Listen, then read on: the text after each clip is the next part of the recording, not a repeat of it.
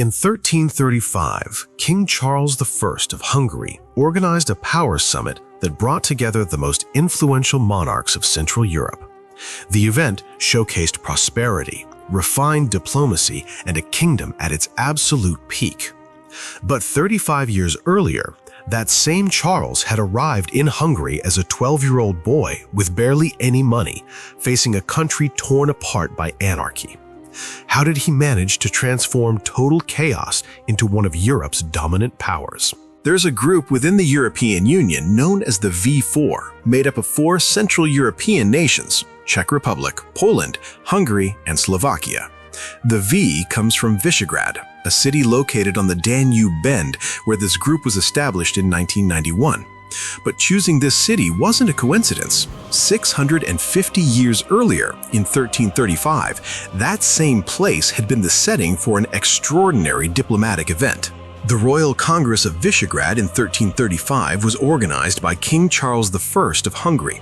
The Hungarian monarch summoned John of Bohemia and Casimir the Great of Poland, 2 of the most powerful kings in Central Europe.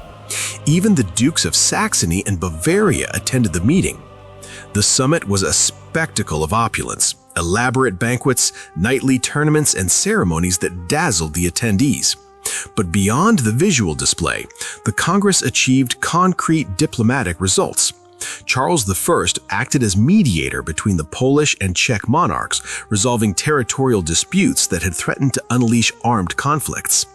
The Teutonic Knights also recognized the Hungarian king's authority as arbiter in regional matters. Additionally, the 3 monarchs agreed to establish new international trade routes that would benefit their kingdoms. The Congress of Visegrad was the definitive demonstration of Hungary's international power under Charles I's reign. In that moment of maximum glory, the king perhaps remembered his own beginnings in the country, when he was barely a foreign child arriving in a territory torn apart by violence. The distance between that vulnerable boy and the respected monarch presiding over Central Europe's most important congress was immense. The transformation had required decades of strategy, patience, and absolute determination. But the road to that moment of triumph had begun in the most chaotic way imaginable. The year 1301 marked the end of an era.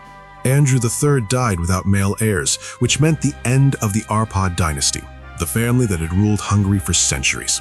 The succession immediately became complicated. The royal line had been transmitted through women of the Arpad family who had married foreign princes.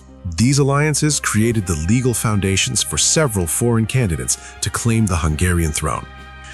The situation was extraordinarily complex.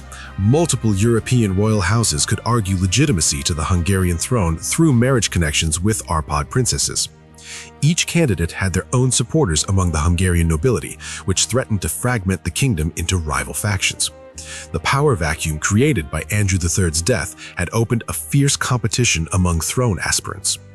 Charles of Anjou, known as Charles the Lame, was the king of Naples. He'd married Maria, daughter of King Stephen V of Hungary and princess of the Arpad house. This marriage gave his descendants a legal foundation to aspire to the Hungarian throne. The Anjou family had French roots, with Charles being the Count of Anjou province and grandson of the King of France. This connection with French monarchy provided him considerable international prestige, but also generated distrust among Hungarian nobility, who saw the Anjous as ambitious foreigners. In the year 1300, Charles the Lame made a bold decision. He placed his 12-year-old grandson, Robert, known in Hungary as Charles, on a ship with a modest amount of money. The goal was to distance him from Naples' political intrigues and position him to eventually ascend to the Hungarian throne. It was a risky bet with a child as the centerpiece. Young Charles was sailing toward a country he'd never seen, without his own army, without substantial wealth, and without any guarantee of success. When young Charles arrived in Hungary, the situation was disheartening. King Anjou III was still alive, and once he died in 1301, most Hungarian nobles favored the Czech candidate to occupy the throne. Charles found himself with minimal support. Only the Pope and a few barons were on his side. The papacy had backed the young Anjou because the family maintained close relations with Rome. But papal support meant little without real military power on the ground. The first years were extremely difficult. Charles faced not just indifference, but active hostility from much of the Hungarian nobility. His youth was perceived as weakness, his foreign origin as a threat, and his lack of resources as evidence of his inability to govern. Many barons considered Charles simply a pawn of the Pope without real authority or genuine legitimacy to rule Hungary. But the real problem wasn't the lack of initial support. What Charles was facing was something far more dangerous. By the late 13th and early 14th centuries, Hungary wasn't really a unified kingdom. It was a fragmented territory controlled by feudal lords, known as barons, who possessed almost absolute power in their regions. These barons controlled massive land extensions spanning multiple counties, dozens of castles, and considerable private armies. The Kőszegi family dominated the Transdanubia region with an iron fist. They had built a network of fortresses that allowed them to control trade routes and collect tolls from any merchant crossing their territory. Ladislaus ruled Transylvania, a region rich in natural resources and diverse populations. His domain was so complete that he acted as an independent king, minting his own coins and establishing policies without consulting any central authority. The Kopas-Borsa family controlled the kingdom's central lands, while Amadeus Abba wielded power over the eastern part of Upper Hungary. The Abbas were particularly aggressive, constantly expanding their territory through military conquests against weaker neighbors. But the most powerful of all was Matthew Czak, who controlled the territory north of the Danube and possessed more than 40 fortified castles. Each of these castles was garrisoned by soldiers loyal exclusively to Czak, not to Hungary's nominal king. These barons operated as monarchs within their own domains. They administered justice, collected taxes, declared wars against their rivals, and formed alliances without any consultation with the crown. The concept of central authority was practically non-existent. The Kingdom of Hungary existed only nominally. In practice, it was a collection of semi-independent principalities that barely acknowledged a king's existence. The barons had no interest in a strong king who'd limit their autonomy. Their strategy was simple but effective. They wanted a weak ruler they could manipulate and who wouldn't interfere with their power dynamics. Charles, being a foreign child without resources or his own army, seemed like the perfect candidate to be controlled. Some barons even initially supported Charles precisely because they considered him too weak to represent a real threat to their interests. But the barons completely underestimated the young king's determination.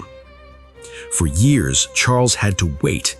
He was crowned 3 times because the first 2 coronations weren't considered legitimate by various sectors of the nobility.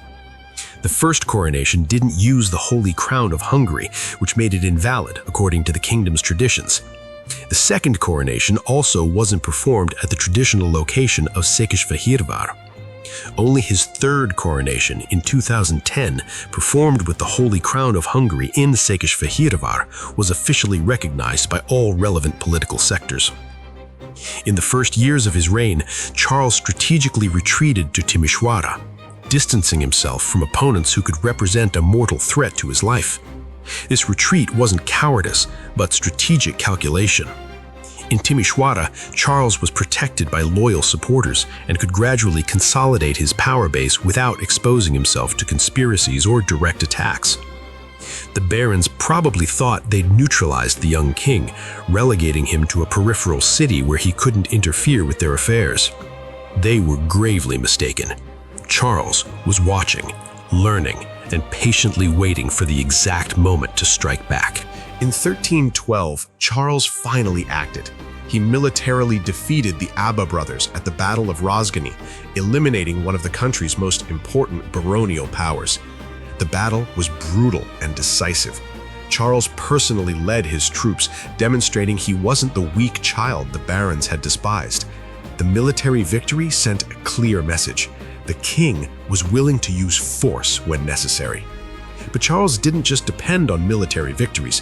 His real strategy was much more calculated and sophisticated. He patiently waited for the most powerful barons to die so he could legally confiscate their properties. This tactic was brilliant because it avoided prolonged wars that would have exhausted his limited resources and at the same time allowed him to gradually accumulate power in a way that was difficult to resist. When Ladislaus died, Charles claimed his vast territories in Transylvania, including mines rich in precious metals that would generate enormous income for the crown. When Matthew Chalk finally died after years of stubborn resistance against royal authority, Charles confiscated his more than 40 castles. Each captured fortress exponentially strengthened the king's military power.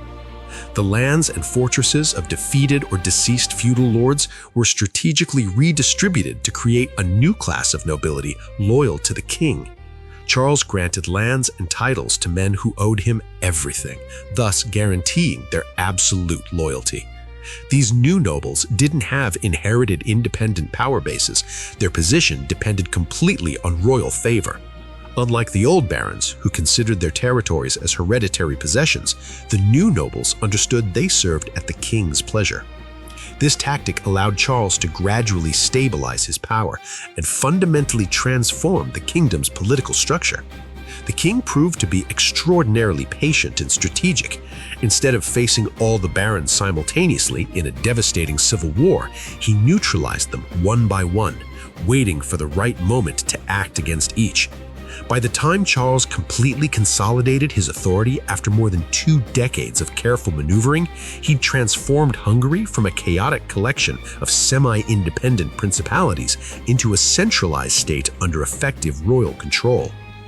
Charles also reorganized the country's administration, establishing a functional bureaucracy that could govern efficiently.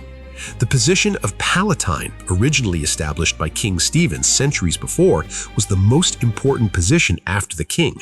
The Palatine presided over the royal council, exercised national judicial power, and acted as the monarch's substitute when he was absent or incapacitated. The Archbishop of Esztergom had authority to perform coronations and led the Hungarian Catholic Church as primate prince, exercising both spiritual and political influence. Other important positions included the chief royal judge, responsible for administering justice in cases directly involving crown interests, and the master of the treasury, who handled economic and urban matters. Several barons occupied ceremonial but important positions like master of horses, responsible for royal cavalry, and royal steward, in charge of palace administration. These positions created a clear hierarchy that reinforced the king's central authority. With political power finally secured after decades of struggle, Charles could focus on transforming the kingdom's economy and establishing the foundations for lasting prosperity. And what Charles discovered beneath Hungary's soil would change the balance of power across all of Europe.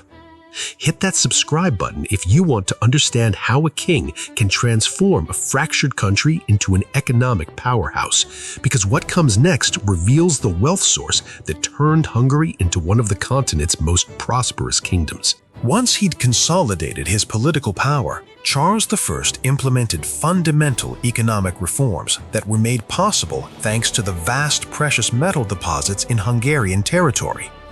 The king actively incentivized mining, and the results were astonishing, even compared to the era's global standards. During the 14th and 15th centuries, annual gold production in Hungary reached between 1 and 2 tons. This amount represented approximately 80% of all European gold production. The magnitude of this mining domination was extraordinary. Hungary alone produced more gold than all other European kingdoms combined.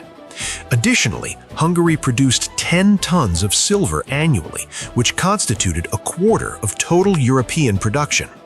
These numbers were extraordinary for the medieval period and positioned Hungary as the continent's undisputed mining power. Rumors circulated throughout medieval Europe claiming that even the vines in Hungary contained gold from which jewelry could be made. Though exaggerated, these rumors reflected the real perception of Hungary as a kingdom immensely rich in precious metals. European merchants spoke with amazement about Hungarian wealth, and the kingdom's reputation as a gold source attracted investors and specialized craftsmen from across the continent. Mining generated substantial income for the state treasury, which allowed Charles to implement a crucial monetary reform.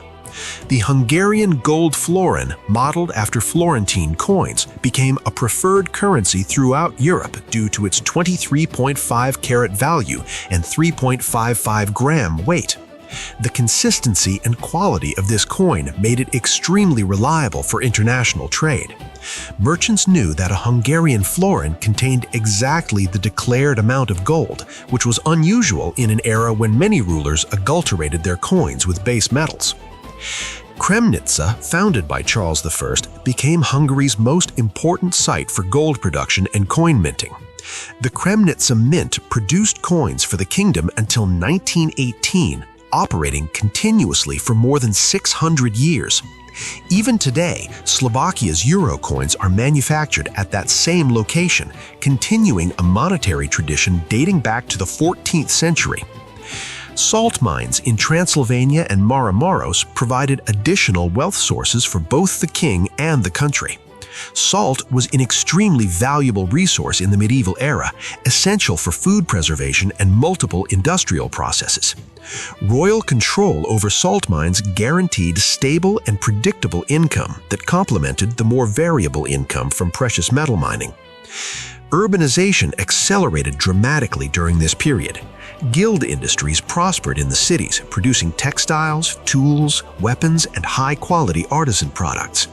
Trade increased considerably, with trade routes connecting Hungary to Venice, Vienna, Krakow, and other important European commercial cities. Charles granted privileges to several cities, including market rights, partial tax exemptions, and limited administrative autonomy. Besides the mining cities in Upper Hungary, urban centers like Győr, Sopron, Eger, Pécs, Buda, Bratislava, Sebeș, Cluj-Napoca, and Košice emerged as important economic hubs during this period. These cities became centers of innovation, commerce, and culture, attracting diverse populations of craftsmen, merchants, and specialized professionals. The national taxes that serfs had to pay also contributed significantly to the state budget. However, Charles understood that a prosperous peasantry was more productive than an impoverished one. The general quality of life for peasants improved significantly during his reign. They replaced the semi-subterranean dwellings of the early Arpad era with houses built of mud and wood that provided better protection from the elements. They added meat to their regular diet, which had previously been a luxury reserved for special occasions. This improvement in peasant living conditions contributed to greater agricultural productivity and social stability. When Charles I died in 1442, after more than 40 years of effective reign, he left his eldest son a prosperous, stable, and internationally respected kingdom. The transformation was complete. The foreign child who'd arrived in a chaotic country in 1300 had created one of Europe's most successful monarchies. But his heir wouldn't be content with maintaining what he'd received. Louis the Great had far more aggressive ambitions. Louis, Charles I's eldest son, inherited a prosperous kingdom, but his personality was completely different from his father's. While Charles had been strategic and patient, building power gradually over decades, Louis was bold and aggressive, eager to demonstrate Hungarian might through spectacular military conquests. During his 40-year reign, he led 16 military campaigns, drawing inspiration from legendary conquerors like Alexander the Great and Hungarian King László I. Louis fought personally in battles, repeatedly risking his life and suffering multiple wounds throughout his military career. During the siege of Canossa in Italy, he was struck by a stone while attempting to scale the fortress walls. The impact knocked him off the ladder and could have killed him. Despite his advisors begging him to exercise greater caution and direct operations from a safe position, Louis insisted on setting a personal example and continued leading the attack from the front. On another occasion, he risked his own life by jumping into a river to rescue one of his soldiers who was drowning. This act of personal bravery inspired fanatical loyalty among his troops.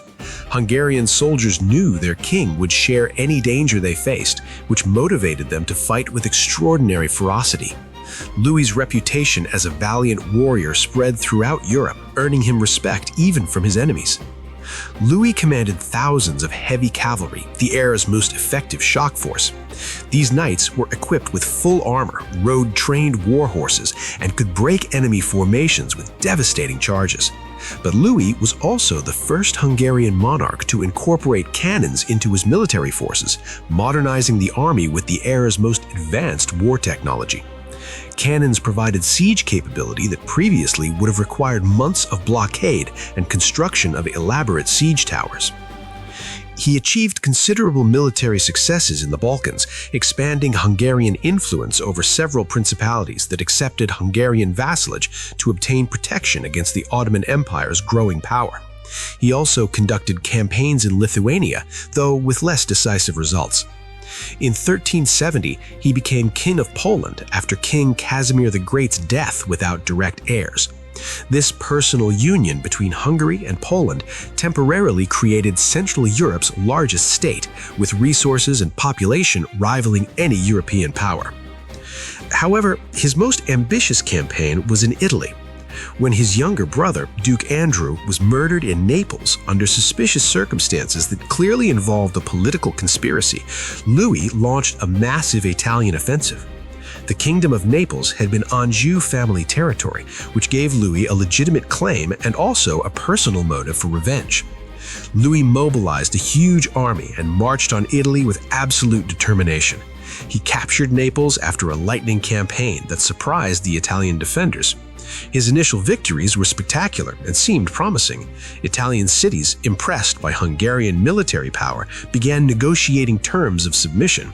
Louis seemed to be on track to establish lasting dominion over southern Italy. But Italy proved to be an impossible territory for a foreign monarch to consolidate. Italian city-states were extremely fragmented, with loyalties constantly shifting according to complex political calculations. Alliances were treacherous and could reverse overnight. Local lords made loyalty promises they'd abandon as soon as Louis withdrew his troops. Italian politics was a labyrinth of intrigues, betrayals, and diplomatic maneuvers that exceeded even Louis's ability to navigate. Additionally, maintaining an army in Italy was extremely costly. Supply lines from Hungary were long and vulnerable. Hungarian soldiers fell ill more frequently in the Italian climate. The garrisons required to maintain control over conquered territories constantly drained the military force available for new operations. Despite his initial victories and having avenged his brother through Naples' capture, Louis ultimately failed to consolidate his power over Italy permanently. He had to withdraw without achieving lasting control over the conquered territories. The retreat from Italy was a significant strategic defeat that tarnished Louis's military record. There's a nostalgic saying that claims during Louis the Great's reign, Hungary's borders were bathed by 3 seas. However, this is historically inaccurate and represents nationalist propaganda rather than historical reality. Poland, for example, was blocked from sea access by the Teutonic Knights, who controlled the Baltic coast. Although Wallachia and Moldavia, territories along the Black Sea, were under Hungarian vassalage and paid tribute, they didn't form an integral part of the kingdom and maintained local rulers with considerable autonomy. Louis did manage to reconquer the coastal region of Dalmatia from the Venetians after a coordinated naval and land campaign, temporarily turning Hungary into a maritime power. Control of the Dalmatian coast provided access to Mediterranean trade and reinforced Hungary's international prestige. But this control over the seas was limited and temporary, depending on costly garrisons and naval alliances with other Mediterranean powers. The failure in Italy was a significant blow to Louis's ambitions. He'd invested enormous resources, risked his personal prestige, and repeatedly mobilized the Hungarian army, only to withdraw without achieving his main strategic objectives. The Italian campaign demonstrated the limits of military power, even for a kingdom as rich and powerful as Hungary. But despite this military failure, Louis had another way to secure his legacy. Although Louis couldn't permanently conquer Italy, his true lasting legacy wasn't his military campaigns, but the decrees of 1351. These laws had an impact that was felt for nearly 500 years in Hungarian history, fundamentally transforming the kingdom's social and economic structure in a way no military victory could have achieved. The most notable decree was the Law of Aviticity, which protected Hungarian nobility's properties through a sophisticated legal system. This law established that noble lands had to remain within families, guaranteeing the nobility's economic stability for many generations. If a noble died without direct heirs, his lands reverted to distant relatives instead of being confiscated by the crown. The system created by these decrees ensured that the Hungarian noble class maintained its economic and political power stably until the 19th century. Louis also ordered a fixed rate that serfs had to pay their landlords, obliging them to deliver 1/10 of their harvest. Although this primarily benefited the nobles, it at least provided certainty and predictability in peasant obligations, avoiding arbitrary exploitation. Peasants knew exactly how much they had to pay and couldn't be subjected to additional capricious demands by greedy lords. During this period, both Visegrad and Buda served as power centers. Visegrad had been the capital during the Anjou dynasty's reign, strategically situated on a Danube bend with spectacular views. Louis the Great had received the Byzantine emperor in Buda, organizing elaborate ceremonies that impressed foreign visitors, but preferred to stay at the Visegrad royal residence when not leading military campaigns. However, it was Louis who began construction of the Buda Palace, which would subsequently be completed and expanded by Sigismund. The construction project was ambitious, designed to rival Europe's most impressive palaces. Louis envisioned a palace that would visually demonstrate Hungary's power and wealth to any foreign visitor or ambassador. Buda had considerable strategic advantages that would eventually make it the permanent capital. Its location near the Danube crossing facilitated trade and communication with multiple kingdom regions. Together with two neighboring cities, Óbuda and Pest, it created an urban complex that generated considerable economic activity. Foreign merchants established offices in Buda to facilitate international trade, and a prosperous artisanal industry produced high-quality goods that were exported throughout Europe. In 1302, when the Pope imposed an ecclesiastical curse on cities that didn't recognize King Charles I, Buda's citizens demonstrated great strength and defiance. They held a synod that not only nullified the papal excommunication, but, to the astonishment of the Christian world, pronounced a curse on the Pope himself. This extraordinary act of religious defiance reflected the city's confidence in power, as well as its citizens' willingness to resist even papal authority when it conflicted with their local interests. Like many other Hungarian cities, Buda's population at the end of the Árpád era was mostly of German origin. German settlers had been invited to settle in Hungary during previous centuries, bringing advanced artisan and commercial skills. However, by the 14th century, more and more Hungarians settled in the city, gradually changing its demographic composition. From the mid-15th century, municipal council seats were shared equally between Germans and Hungarians, reflecting a political compromise that maintained peace between the communities. Louis the Great was the only Hungarian king to receive the title the Great, recognition of his achievements, both military and legislative. His 16 military campaigns, though not all successful, demonstrated Hungary's capacity to project power in multiple directions simultaneously. But his legal reforms fundamentally and lastingly transformed the kingdom's structure, creating a system that would survive for centuries after his death. But Louis's success concealed a devastating problem that would destroy everything he'd built. Smash that subscribe button if these legal changes that lasted half a millennium are blowing your mind, because the crisis that comes next will show just how fragile the Anjou's power really was. Ludwig the Great faced a problem no military campaign could solve. He didn't have a male heir. His first wife, Margaret of Bohemia, had died without giving him children. His second wife, Elizabeth of Bosnia, was someone Ludwig genuinely loved, something unusual for a medieval monarch who normally chose wives exclusively for political and dynastic reasons. Elizabeth was the daughter of one of his subjects, the Ban of Bosnia, which made her an extraordinarily controversial choice for a queen of Hungary. Hungarian nobles had expected Ludwig to marry a princess from an important European royal house, forging a strategic international alliance. Instead, Ludwig had chosen a woman he loved, but who lacked powerful dynastic connections. Although the couple enjoyed a genuinely happy marriage, they faced growing bitterness because they couldn't conceive a male heir. Their daughter Mary was designated as successor to the throne, an unprecedented decision that generated immediate controversy. The idea of a woman ruling Hungary as a reigning queen, not simply as a consort, was radical for the era.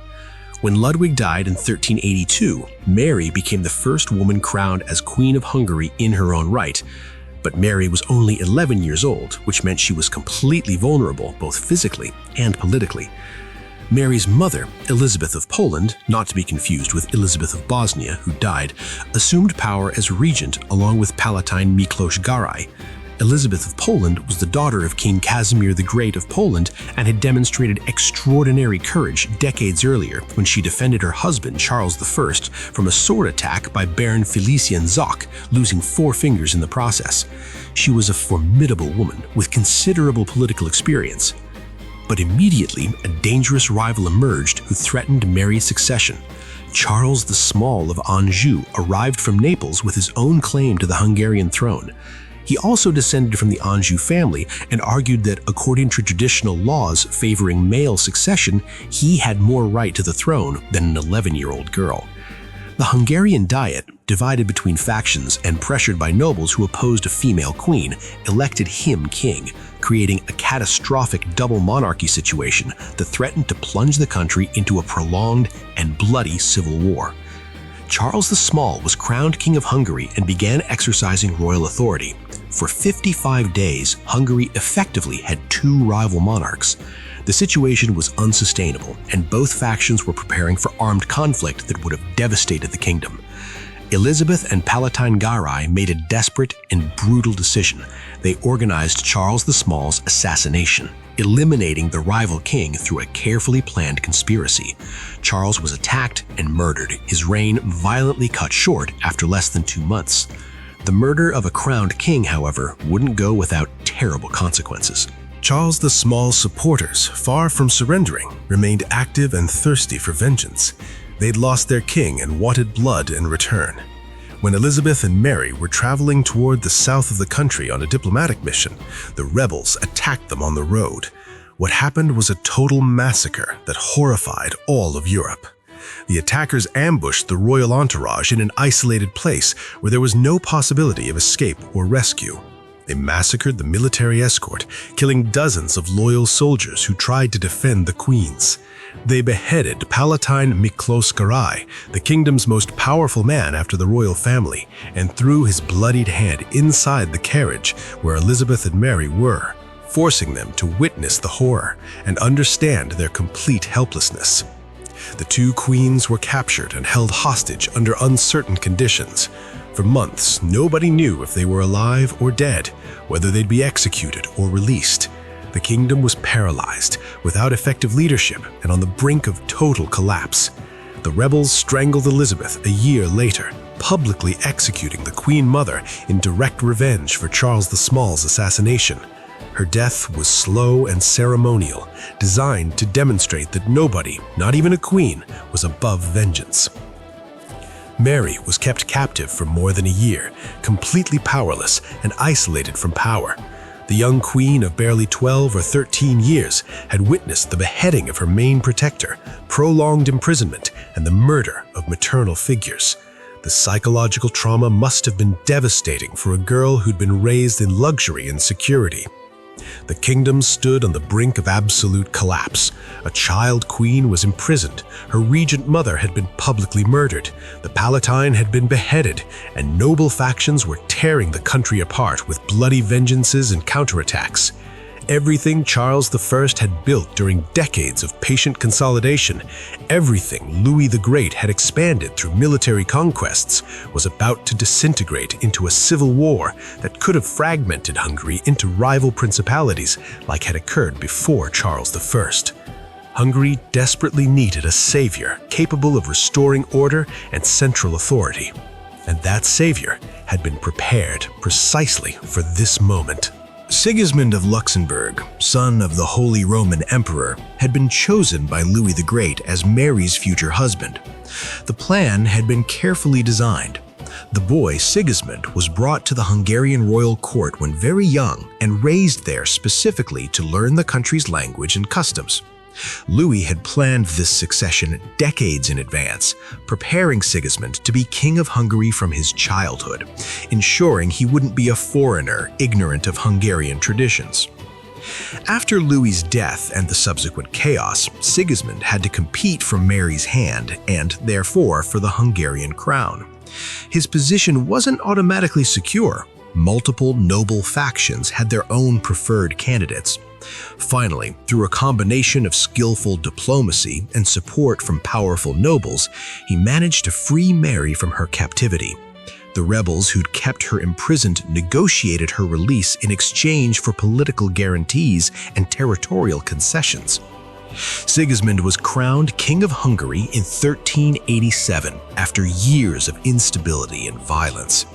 His reign would last more than 50 years, one of the longest in Hungarian history, and one of the most important for the kingdom's development. Initially, he ruled together with Mary as co-monarchs, but the young queen died in a tragic hunting accident in 1395. The exact circumstances of her death were never completely clarified, which generated rumors and suspicions that haunted Sigismund for years. In 1401, Sigismund's situation became desperate again. Discontented members of the royal council, led by nobles who questioned his authority and policies, imprisoned him in a bold coup d'etat. The king was literally a prisoner of his own nobility, a situation that seemed to mark the end of his reign. Many European observers assumed Sigismund would be deposed and replaced by a king more favorable to Hungarian barons' interests. But Sigismund proved to be an extraordinarily skilled diplomat, perhaps the most talented of his generation in all of Europe. From his own prison, he managed to negotiate with his captors, identifying each conspirator's individual motivations. He made massive land donations to discontented nobles, buying their loyalty through generous concessions that satisfied their personal ambitions. He also promised administrative reforms that would limit certain royal abuses that had generated resentment. The strategy worked brilliantly. The noble coalition that had imprisoned him began to fragment from within. Some conspirators accepted Sigismund's offers and switched sides. Others began to worry that deposing a legitimate king would generate chaos that could threaten their own positions. Eventually, Sigismund was freed and completely consolidated his power over the kingdom, permanently neutralizing the nobles who'd attempted to overthrow him. Sigismund's true international career was just beginning after stabilizing Hungary. In 1411, he became King of Germany, adding the Holy Roman Empire's vast territories to his domain. From 1419, he was also King of Bohemia, a rich and culturally advanced kingdom. In 1433, he was crowned Holy Roman Emperor by the Pope himself in Rome during a spectacular ceremony that gathered dignitaries from all over Europe. By that point, he was indisputably the most powerful monarch in all of Europe, controlling more territory and wielding more influence than any other ruler of his era.